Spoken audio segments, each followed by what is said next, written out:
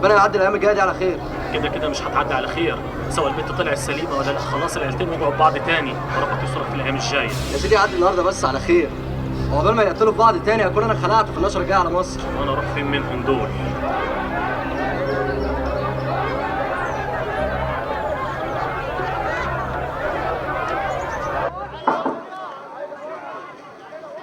البهوات الاول يا تحفه. حاضر يا دكتور.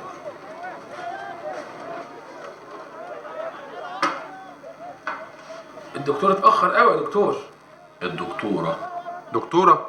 هو مش كبير الاطباء اللي جاي بنفسه؟ لا، هو باع الدكتوره من عنده، لكن بيشكر فيها جدا.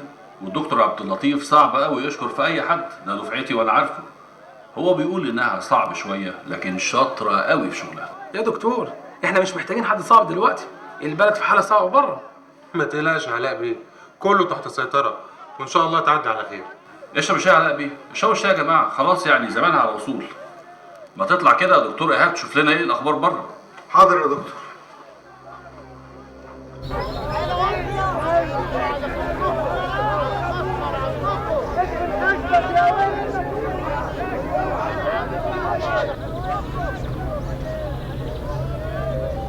مش عارف الدكتوره اتاخرت كده ليه؟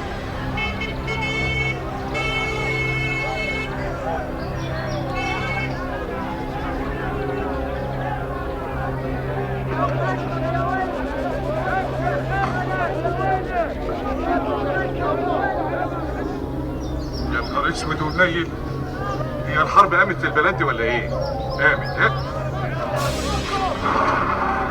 يلا يا دكتوره، وسع يلا، وسع يا دفعه، وسع.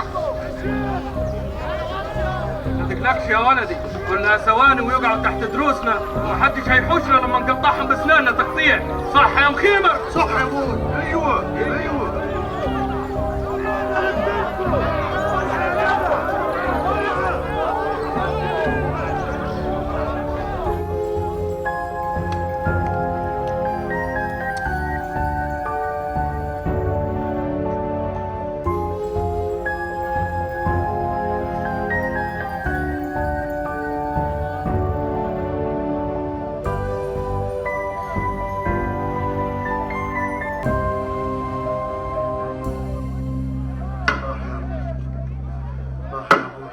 استهدى بالله يا حاج واقعد، اسند ظهرك كده وخد نفسك وارتاح.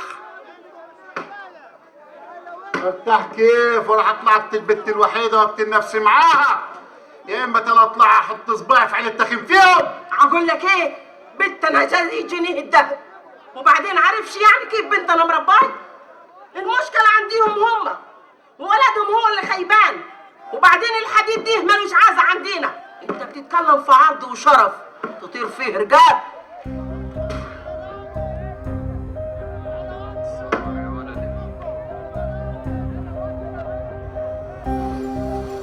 البنت لسه بكري يا دكتور. قومي البسيها. ازاي الكلام ده؟ حضرتك متاكده؟ طبعا انا عارفه انا بقول ايه كويس. طبعا طبعا. يعني ممكن تكون السنايا الجلديه حاجه بتروج عن ما تقلقش خالص خالص خالص، هي فعلا الحاله صعبه عندها شويه. يلا حبيبتي روحي فرحي اهلك. ربنا يخليك يا دكتوره ويجازي اللي كان السبب. استغفر الله، انا مش هقول الا الحقيقه اللي انا شفته، انت زي الفل. روحي فرحي اهلك يلا، وانا هطلع بالشر.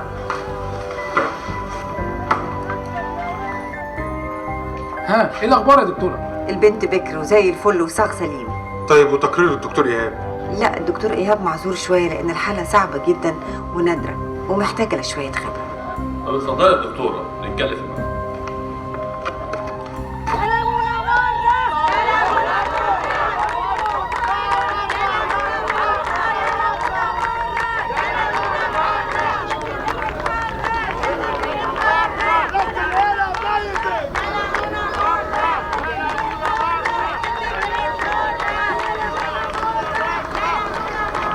ولما انت مش قد الجواز تتجوزوا ليه؟ اهدى يا حاج بس، اهدى تعالى معايا. خش عليه، كله يقف مكانه، واللي هيتحرك هرميه في الحبس. المجموعه دي تتحرك من هنا، ضل مع المجموعه يا مسؤول هناك.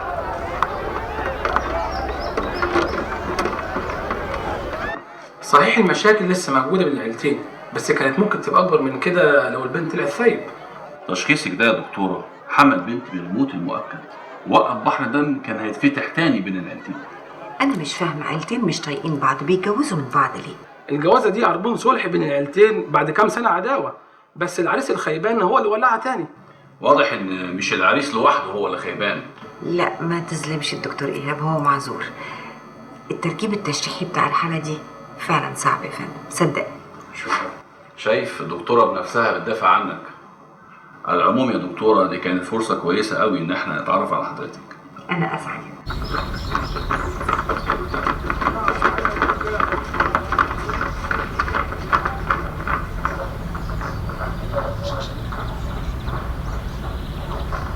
بلغي شكرنا للدكتور عبد اللطيف، وانا ان شاء الله في اول زياره للقاهره عندي اشكرك بس. حاضر يا فندم. حضرتك مش عايز مني تقرير مكتوب؟ مفيش داعي يا دكتوره، احنا هنسوي الموضوع بشكل ودي، وانا هستبعد تقرير الدكتور ايهاب من التحقيقات، وربنا يوفقنا ان شاء الله نهدي من الطرفين. ربنا معاك، انا تحت امرك. باي باي. شاكرين جدا. شكرا. اتفضل يا دكتور. اتفضل.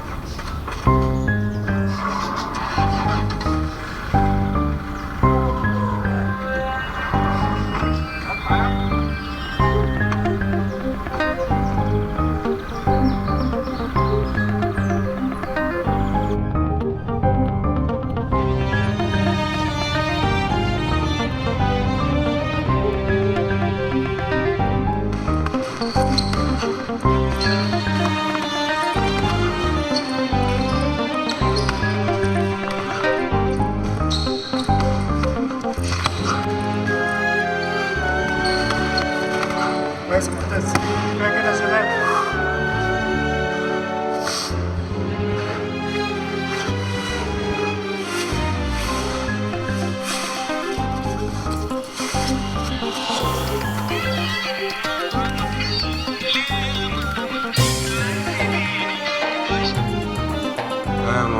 هو انا لازم اكلمك 100 مره عشان ترد عليا يا معتز؟ تدريب ايه لحد دلوقتي؟ انا قدامي ساعه واكون في البيت، تعالى نتغدى سوا. لا هروح اتغدى مع صحابي. لا معلش متفق معاهم من امبارح. هتروح فين؟ مين اصحابك دول؟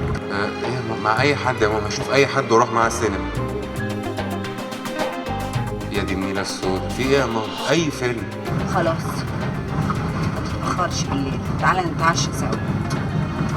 تعالى احكي لك النهارده امك عملت ايه في البلد اللي كنت فيها. 500 واحد قاعدين مستنيني في المستشفى. العيلتين كانوا هيموتوا بعض لولا شطاره امك. عيلتين هيموتوا بعض ايه؟ 500 واحد ايه؟ يلا يا ماما انا عايز اخش استحمى، يلا. محمد رسول الله.